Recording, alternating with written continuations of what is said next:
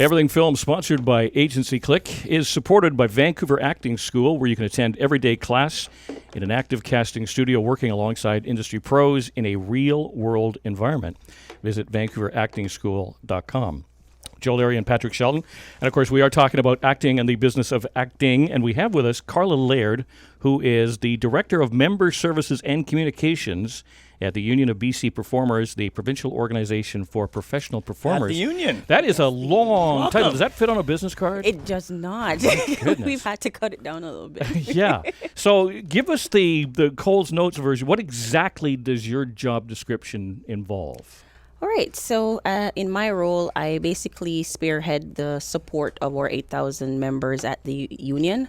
So that's one. So that's the membership department side. The communications part. So everything in terms of internal communications with the union staff, communication with our members, so going externally, and every stakeholder, that also falls under my portfolio. In terms of supporting the board, in terms of the vision for the union, where things go, what we do, how it looks.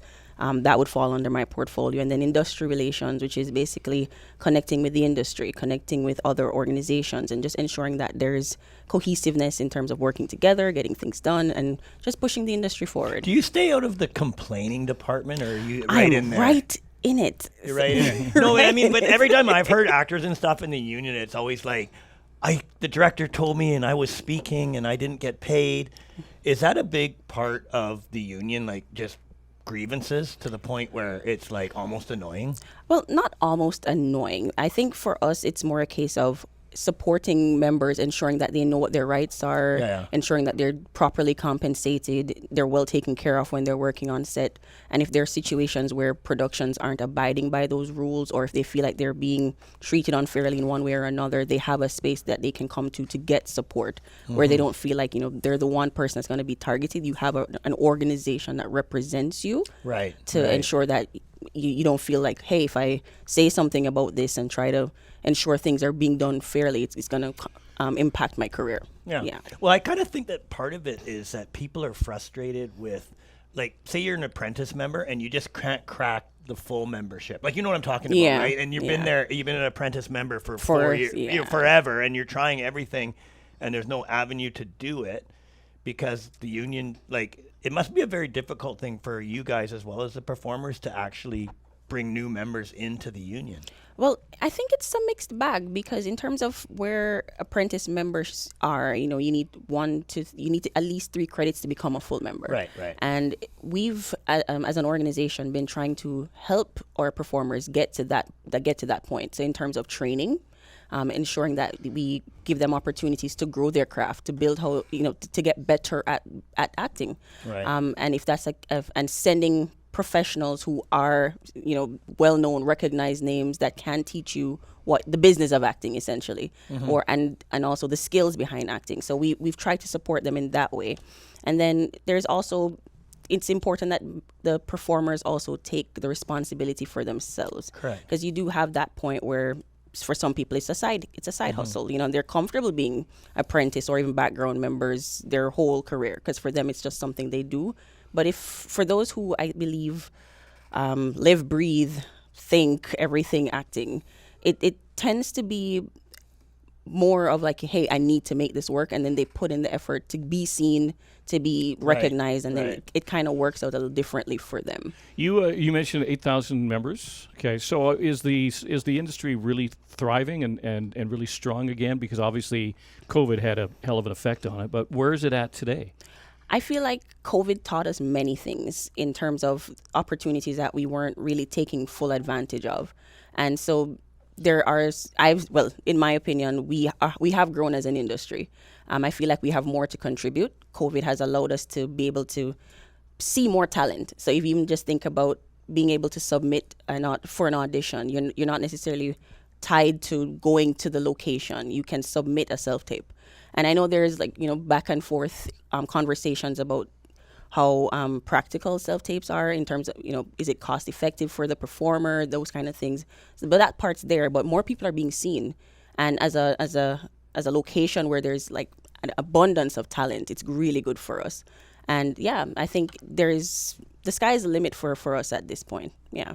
It's the staggering numbers. I mean, I know in the Screen Actors Guild, there might be X number of members. That doesn't necessarily mean it's, everybody is making the same amount of dough or doing the same amount of work. That is true. But it is still growing, I would presume, and I guess shows like this that help showcase the craft. More and more people are getting into it. There's always going to be some degree of show business regardless of the world landscape.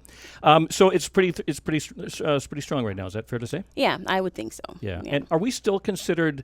I mean, do you still use the term Hollywood North? Is that still a thing here? Yes, it is. It is. And how do we compare with Toronto? With Toronto, I still think that we have our own space. Right. We definitely have a lot to bring to the table. I know people still look at Toronto as like the primary spot, not even just from a show business standpoint, but just generally speaking. When people tend outside of Canada, think of Canada, Toronto is the first place that comes to mind. Yeah. But I feel like BC specifically has etched its own space as a location where you can get any other location, and so that in itself makes us super attractive. And the talent base that we have continues to grow, and producers within the country and outsiders are not only starting to see it, but are starting to believe it. And I think that's been really big for us. Yeah, I've encountered so many people over the years in interviews, and I think that the initial attraction to the Lower Mainland or BC might have been the dollar years and years ago. It might still be to some effect. But at the same time, the industry has grown tremendously, and the capabilities and the talent base of the crews get raves from everybody. And I know the one thing that bugs every Vancouverite is, when's Vancouver going to play Vancouver in a major motion picture shot in Vancouver? Maybe I think it's been Seattle a couple of times. It's getting closer. Yeah. Well, you touched on that one thing, Joe, and I always think that's interesting. It's coming more and more. There's just so much content now, and there's many shows. And so the union's job is probably even more important because there's a lot of independent stuff going on, and people can do what they want. Like, they don't have to go to the union. Like, I can start a movie tomorrow. And hire everybody, and there's no law saying you have to go through the union, right? That's and that started happening with independent films, 20 years ago or whatever that would be. So now I think there's actually studios starting to break union. I know Hallmark. I mean, correct me if I'm wrong. Hallmark's just does their own thing. They have it all themselves without union, and they just, I guess depends on the production, but yeah. Yeah, right. But I'm just saying, there's some. So I'm pro union. I'll just say that right now because people coming in with millions and millions of dollars, right? Like, could take advantage of people. Like this is big money, Netflix money and stuff. So I appreciate what you do, but maybe you could talk to that a bit about how strong that is, because there's a lot of money at stake in people's lives, Yep, and I think that is where the union will always have relevance because, like you said, lots of money is coming in, and it's important that we kind of set us a precedent in the sense that, hey, we understand that you have a business to run. We understand that, you're trying to make sure you get bang for your buck in terms of making sure you stick to your budget or fall under it as much as possible. And that's great. We respect the business that comes with that. But as you rightfully said, there are people's lives to consider. This is a livelihood for some people. This is the only way they pay their bills. Right. And then outside of that, you have ensuring that their health benefits are considered, because it's not just about the dollars that you make every day, but if something happens to you, are you able to take care of yourself? Is your family still able to, keep going until you recover? If you're thinking about like stunt performers, like all of those things have to be considered. And I think that's why the union is there, to ensure that those things are not forgotten. I was actually going to bring up stunt performers, because what's to stop somebody to save a few bucks to say, just jump off that thing and the guy and what's to stop the performer to say, I can do that. I can do that, right? Right, which has probably happened in the past, but it's like, Yeah, and with that, as you mentioned, there's nothing really that prevents someone from saying, I'll pay you more to take on the risk. Yeah. But then at the end of the day, if something were to happen, you're kind of just left in limbo land. Exactly. So exactly. Where does the film industry rank in terms of industry in the province of British Columbia? I believe it's among the top 5. So tourism would certainly be up there. Yes. And film and television. Would be right there too. Yeah. And this is a government position that you hold, is that correct? No, this is union. This is union, Yeah. but you as a provincial organization. So it's not. So is the government of BC pro film? I believe they are. Yeah. Yeah. And are they competitive amongst other provinces? Of course, we talked to We talked about Toronto, but I mean, does the Alberta government try and see what BC's doing and say, how do we get some of that money over here? Well, to be honest, I wouldn't even know, but I feel like they would be watching to see how we develop, because the truth is our industry has continued to grow. And when you look at how much work that continues to come here, I think right now we have over 40 productions in BC alone. And we have one of the bigger markets. Well, we have the second biggest market next to Toronto.